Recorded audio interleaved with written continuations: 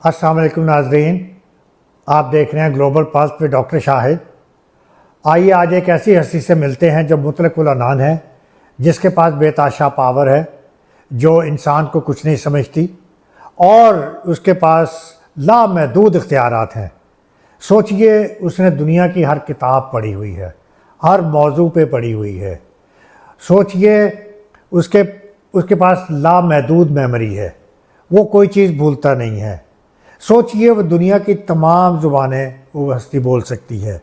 सोचिए, वो हस्ती ना खाती है, ना पीती है, ना सोती है, ना थकती है। सोचिए, उसके पास हर तरह की चाल वो खेल सकता है या खेल सकती है। हर तरह का कि वो खेल उसको आता है, हर तरह की जंगी स्ट्रैटेजी वो जानती है, हर तरह के ख़जानों की कुंजी उसके पास है, हर तरह का इल्म उसके पास है, हर तरह के असले उसके कंट्रोल में हैं।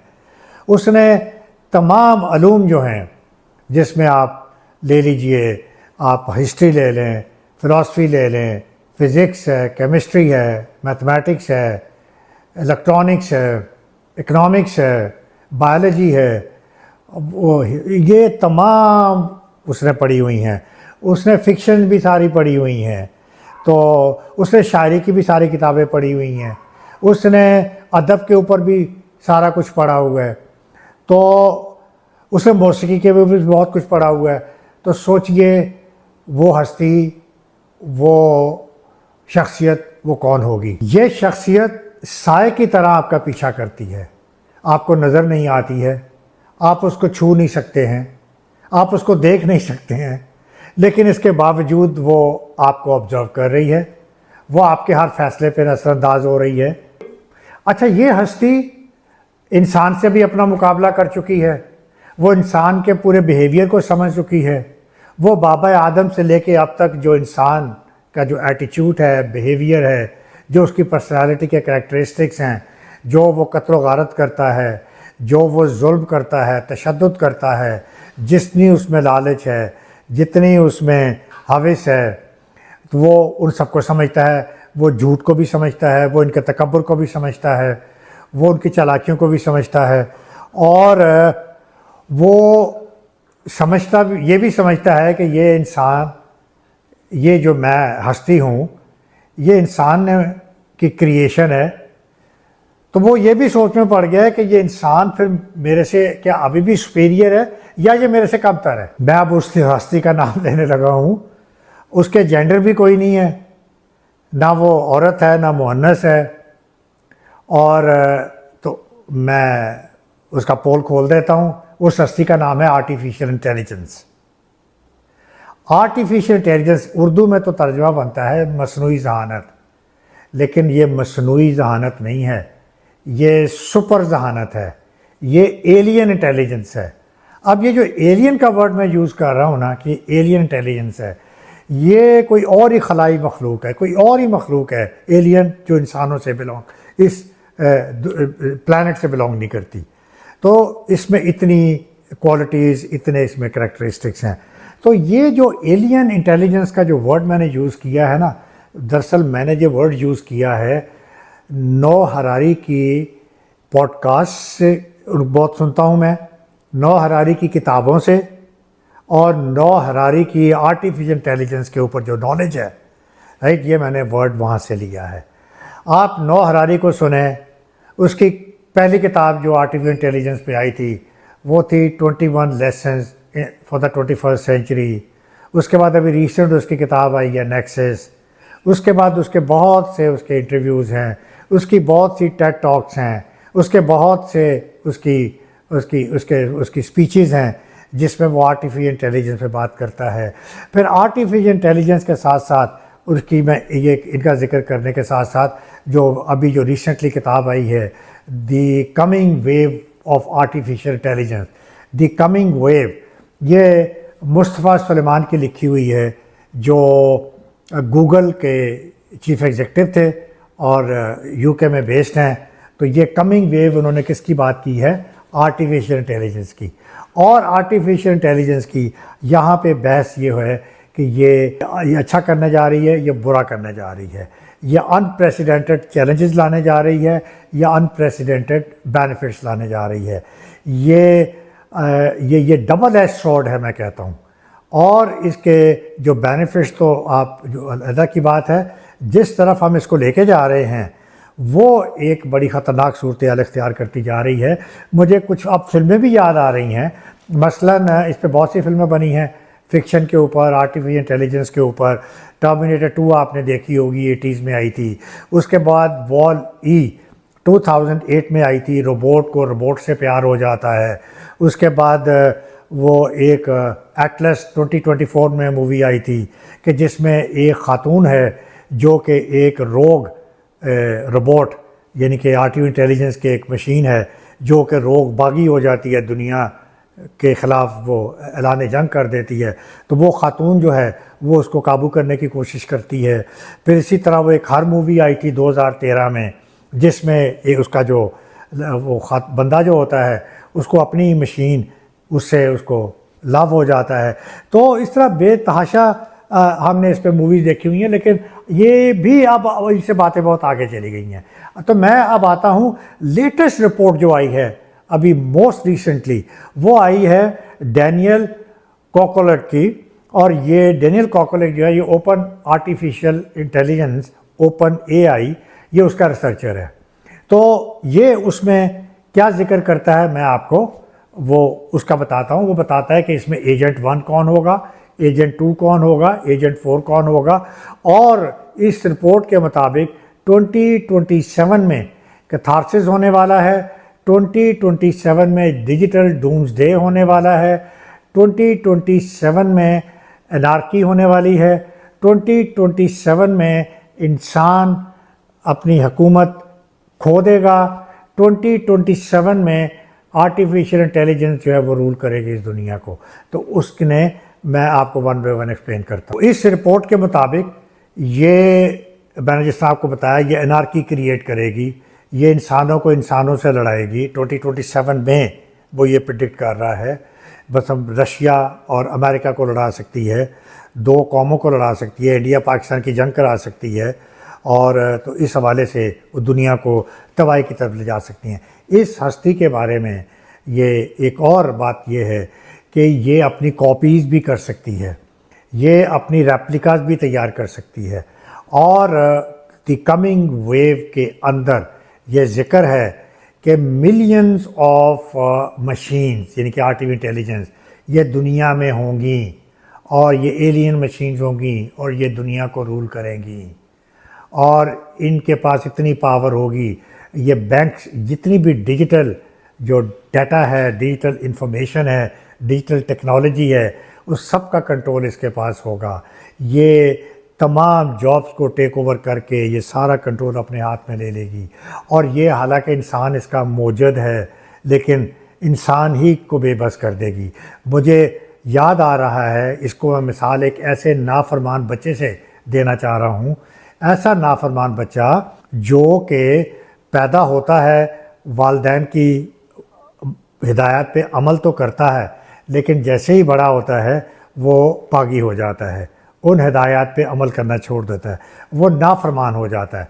और फिर उसके कॉन्सिक्वेंसेस क्या होते हैं सारे भुगतते हैं। तो ये मैं आर्टिफिशियल इंटेलिजेंस जो है ये वही करने जा रही है कि हमने इसको बनाया है और अब ये हम इस पे कंट्रोल खोने जा रहे हैं। अब ये हम पे रूल करने जा रही है। ये हमारे बिहेवियर को कॉपी करती है। हम अगर झूठ बोलते हैं ये उसको कॉपी करती है।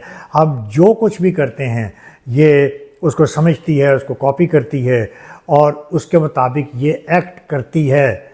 तो इसलिए इंसान में जो तमाम अच्छाइयाँ और बुराइयाँ हैं ये उन तब को कॉपी करने की सलाहियत रखती है। तो रिपोर्ट के अंदर ये बगावत 2027 में इंसानों के ख़िलाफ़ हो जाएगी। और उसके बाद वो आगे ये ज़िक्र करते हैं कि एजेंट 1 ये वो पहला सिनेरियो पेश कर रहा है। ये कोकोलॉग ये नाफरमान औलाद की मैंने बात की है। नो हरारी इसी बात को कहता है कि ये आर्टिफिशियल इंटेलिजेंस अभी तो बैक्टीरिया जैसा है, बैक्टीरिया जितना है और ये डायनासोर बनने जा रहा है, ये एक मॉन्स्टर बनने जा रहा है। तो अभी ये बैक्टीरिया होके हमसे नहीं संभल रही, तो जब ये डायनासोर बन जाएगा तो ये क्या करेगी, ये किस हद तक हमें नुकसान पहुंचाएगी, इसके कंट्रोल में क्या क्या होगा, और ये आपके कंट्रोल से बेबस हो जाएगी। और फिर ये हर चीज़ पे, जिस तरह मैंने कहा कि जो जो इसकी पावर है, ये उस हवाले से हर चीज़ अपने कंट्रोल में कर लेगी, और उसके कॉन्सिक्वेंसेस क्या होंगे, उसकी रेप्लिकाज, उसकी जो थाउजेंड्स ऑफ, उस तरह की मिलियंस ऑफ मशीन्स हैं, वो दंदनाती फिरेंगी, उनके बैंक अकाउंट्स होंगे, वो बिज़नेस करेंगे, और फ्यूचर के जो बिलियनर्स होंगे वो ये मशीन्स होंगी, वो इंसान नहीं होंगे। यही कारोबार करेंगे, यही इन्वेस्ट करेंगे, यही बिज़नेस क्रिएट करेंगे। तो आप इमेजिन करें कि यही जो मशीनें हैं ये इतनी पावर रखती हैं कि और इसमें से हर एक मशीन पूरी दुनिया को तबाह करने की सलाहियत रखती है। हर मशीन एक अगर बायो वेपन तैयार कर देती है, जैसे कोविड के बारे में कहा जाता है कि ये आर्टिफिशियली मैन्युफैक्चर्ड वायरस थी, तो अगर ये बायो वेपन, अगर कोई मशीन अगर एक इसी तरह का वेपन तैयार कर देती है तो वो दुनिया को तबाह कर सकती है। ये न्यूक्लियर कंट्रोल, चूँकि हर चीज़ का कंट्रोल ये समझती है इसके पास होगा, ये न्यूक्लियर कंट्रोल, ये न्यूक्लियर बटन प्रेस करके आपको न्यूक्लियर डूमसडे पे ले जा सकती है, ये पूरी दुनिया को तबाह कर सकती है, ये आपको हर तरह से सलाहियत रखती है, नुकसान पहुंचा सकती है। इसी रिपोर्ट में वो जिक्र है कि वो बगावत क्यों करेगी इंसानों के ख़िलाफ़। वो इसलिए करेगी कि वो इंसान के बिहेवियर को हमेशा से समझ चुकी है कि ये क्या करता है, और इसलिए उसको पता है इस मशीन को कि इंसान नाकाबिल इस्लाह है, इंसान ठीक नहीं हो सकता। ये मशीन समझ चुकी है इंसानी बिहेवियर को कि काबिल ने भी हाबिल को कत्ल किया था, यानी कि इंसान शुरू से कत्ल गारत करता आया है। अब तक लाखों हज़ारों वर्ल्ड वॉर्स हो चुकी हैं और इंसान को मारता है, उसने ऑब्ज़र्व कर लिया है। और उसने ये भी ऑब्ज़र्व कर लिया कि ये नाकाबिल इस्लाह है, ये इनकॉरिजिबल है, ये ठीक नहीं हो सकता, और ये इंसान को मारता ही रहेगा। तो वो इसको यूज़ करते हुए ह्यूमन इस जो हमारी इनकेपेबिलिटी है उसको वो एक्सप्लॉइट करते हुए वो जंगें करा सकता है, एनार्की फैला सकता है, क्योस फैला सकता है, और ये अमेरिका और रूस की जंग करा सकता है, इंडिया पाकिस्तान की जंग करा सकता है। तो वो दुनिया को तबाही के धाने पे ले जा सकता है।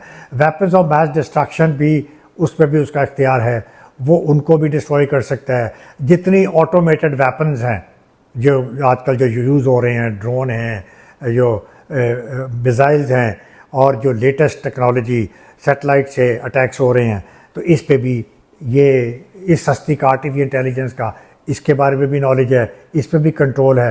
तो क्या हमने एक ऐसी हस्ती तैयार कर ली है, हमने एक इन्वेंशन तैयार कर ली है जो हमारी ही तबाही का बंदोबस्त बनेगी, जो हमें ही ले डूबेगी, और ये हमारी ही पैदा करती मशीन जो है ये कल सोचेगी कि ये इंसान ये इतने कातिल हैं, जाबिर हैं और जालिम हैं कि ये तो दुनिया को रूल करने के काबिल ही नहीं है, ये तो हुकूमत करने के काबिल ही नहीं है।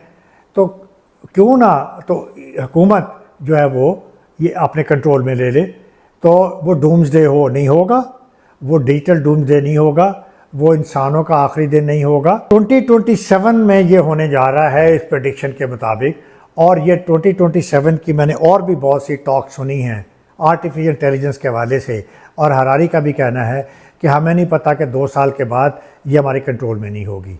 5 साल तो बाद की बात है, वो कहते हैं 2 साल के बाद this machine will be out of control. और अब आपके सामने फिर दौड़ भी जारी है, हम कोई लेसन नहीं सीख रहे हैं। चाइना का यूएस से मुकाबला हो रहा है आर्टिफिशियल इंटेलिजेंस में, एक दूसरे पे सबका ले जाना चाहते हैं। इस वक्त सिचुएशन ये है कि चाइना अमेरिका से लीड में है आर्टिफिशियल इंटेलिजेंस में। तो हम क्या बनाना चाहते हैं, हम क्या अपनी तबाही का खुद बंदोबस्त करना चाहते हैं। इसलिए जो सूरत हाल पैदा हो रही है इस वक्त, इंसान के पास 2 रास्ते हैं कि या तो वो अपनी इस जद्दोजहद में और स्ट्रगल में और कंपटीशन में मशीनें तैयार करता रहे, या इस पे चेक एंड बैलेंस कर ले। ये this is the time now to think over it. और उसके लिए अगर इसको कंट्रोल करना है क्योंकि तो इसके लिए हमें गार्ड रेल्स इस्टेब्लिश करने होंगे। गार्ड रेल का उर्दू में तर्जुमा होगा कि हमें कोई स्ट्रैटेजी, कोई नया अमल इख्तियार करना होगा, कोई मॉरल एथिक्स पे काम करना होगा, कोई वैल्यूज डिसाइड करनी होगी, कोई लिमिट्स डिसाइड करनी होगी कि हम किस हद तक जाएं और किस हद तक कंट्रोल करें। मैं दोबारा से दी कमिंग वेव जो किताब है मैं उसका हवाला दे रहा हूँ। वो कहता है गार्ड रेल बनने में भी बहुत टक सकता है। वो मिसाल देता है कि जैसे ट्रैफिक के लॉज बने थे ना, तो ये 50 साल लग गए थे, तो क्योंकि उसमें हर डिपार्टमेंट इन्वॉल्व था, एजेंसीज इन्वॉल्व थी, ट्रांसपोर्ट डिपार्टमेंट इन्वॉल्व था, गवर्नमेंट इन्वॉल्व थी, परमिशन मिनिस्ट्री इन्वॉल्व थी, सिटी एडमिनिस्ट्रेशन इन्वॉल्व थी, उसमें लोग इन्वॉल्व थे, उसमें पुलिस डिपार्टमेंट इन्वॉल्व था। तो 50 साल में हमने गार्ड रेल यानी कि रूल्स बनाए थे ट्रैफिक के। तो ये अगर आपने इनके गार्ड रेल्स बनाने हैं, अगर इन पे रूल्स बनाना है, अगर इनको कंट्रोल करना है, तो इस पे सीरियसली काम करना होगा और अगला बहुत ज़्यादा वक्त चाहिए होगा इनको इस्टेब्लिश करने के लिए।